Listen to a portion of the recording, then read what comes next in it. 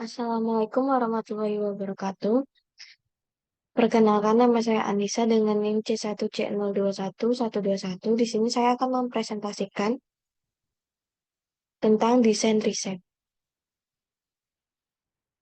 Yang pertama, pengertian riset desain. Riset desain terdiri dari dua kata yang memiliki makna terpisah, namun menjadi satu kesatuan yang tak terpisahkan dalam metodologi penelitian. Sesuai dengan etimologi, riset berasal dari kata bahasa Inggris yaitu research, yang berarti penelitian, dan desain dari desain, yang berarti rancangan atau pola. Jadi riset desain adalah sebuah rancangan penelitian. Pengertian yang lebih luas mengenai rancangan penelitian dapat dijelaskan dengan memisahkan terlebih dahulu antara rancangan dan penelitian. Materi yang kedua, format desain penelitian. Yang pertama ada penelitian eksplanasi. Objek telaahan penelitian eksplanasi adalah untuk menguji hubungan antara pengaruh antar variabel yang dihipotesiskan. Pada jenis penelitian ini tentu ada hipotesis yang akan diuji kebenarannya. Penelitian eksplanasi dimaksudkan untuk menjelaskan suatu generalisasi sampel terhadap populasinya atau menjelaskan hubungan, perbedaan atau pengaruh dari satu variabel terhadap variabel yang lain. Oleh karena itu, dalam format eksplanasi, peneliti menggunakan sampel dan hipotesis penelitian. Penelitian eksplanasi memiliki kredibilitas untuk menguji hubungan sebab akibat dari dua atau lebih variabel dengan menggunakan analisis statistik inferensial atau induktif. Yang kedua ada penelitian deskriptif. Penelitian deskriptif merupakan penelitian yang memberi gambaran yang lebih jelas tentang situasi-situasi sosial. Penelitian deskriptif yang biasa disebut juga penelitian taksonomik dimaksudkan untuk eksplorasi dan klarifikasi mengenai sesuatu fenomena atau kenyataan sosial dengan jalan mendeskripsikan sejumlah variabel yang berkenaan dengan masalah dan unit yang diteliti. Yang ketiga, penelitian eksperimental. Penelitian eksperimen merupakan desain penelitian yang berakar pada paradigma positivis. Penelitian eksperimental mengadakan percobaan atau eksperimen untuk melakukan tes hipotesis. Suatu eksperimen selalu dikatakan dalam kondisi di mana satu atau beberapa variabelnya dapat dikontrol. Kontrol dalam penelitian mempunyai dua arti. Dengan kontrol dimaksudkan bahwa satu variabel atau lebih bersifat tetap, sedangkan variabel lainnya bebas. Materi yang ketiga, proses dalam membuat riset desain. Yang pertama ada perumusan masalah. Itu terdiri dari rumusan masalah deskriptif. Rumusan masalah deskriptif adalah suatu rumusan masalah yang berkenaan dengan pertanyaan terhadap keberadaan variabel mandiri baik hanya pada satu variabel atau lebih. Jadi dalam penelitian ini, peneliti tidak membuat perbandingan variabel itu pada sampel yang lain dan mencari hubungan variabel itu dengan variabel yang lain. Yang kedua, ada rumusan masalah komparatif. Rumusan komparatif adalah rumusan masalah penelitian yang membandingkan keberadaan satu variabel atau lebih pada dua atau lebih sampel yang berbeda. Dan yang terakhir, ada rumusan masalah asosiatif. Rumusan masalah asosiatif adalah rumusan masalah penelitian yang bersifat menanyakan hubungan antara dua variabel atau lebih. Untuk yang kedua, tujuan penelitian. Tujuan penelitian adalah sesuatu hal yang ingin dicapai oleh penelitian yang nantinya diuraikan dalam pembahasan hasil atau temuan penelitian.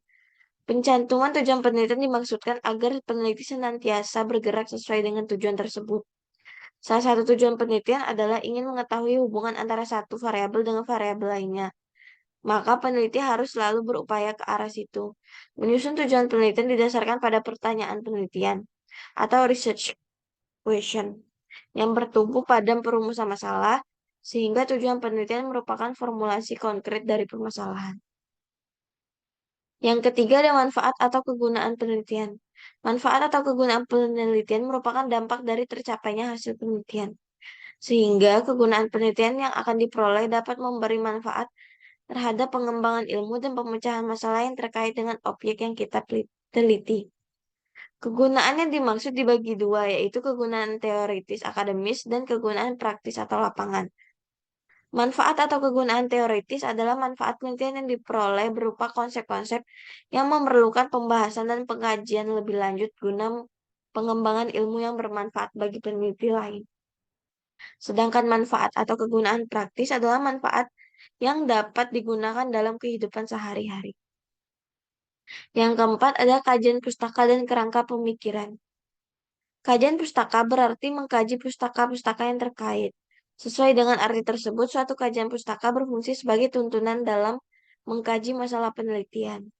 Kajian pustaka berisi teori-teori atau konsep-konsep yang dijadikan bahan acuan dalam mengkaji dan menganalisis permasalahan penelitian.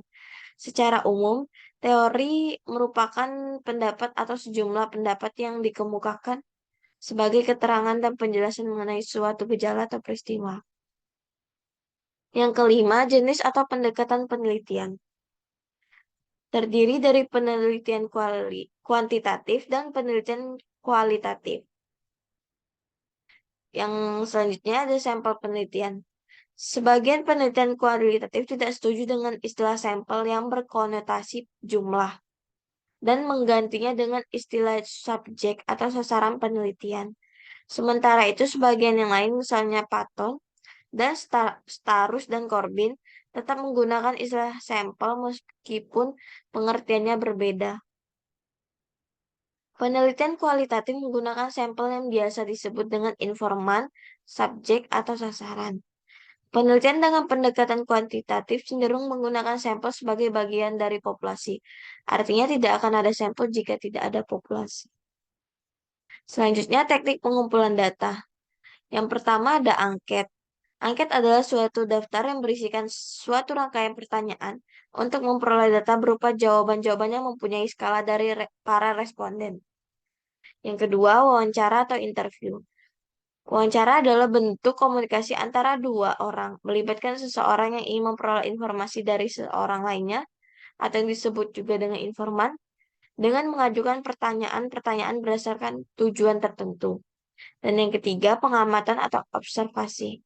Merupakan kegiatan mengamati peneliti dengan menggunakan panca indera mata sebagai alat bantu utamanya, selain panca indera lainnya seperti telinga, penciuman, mulut, dan kulit.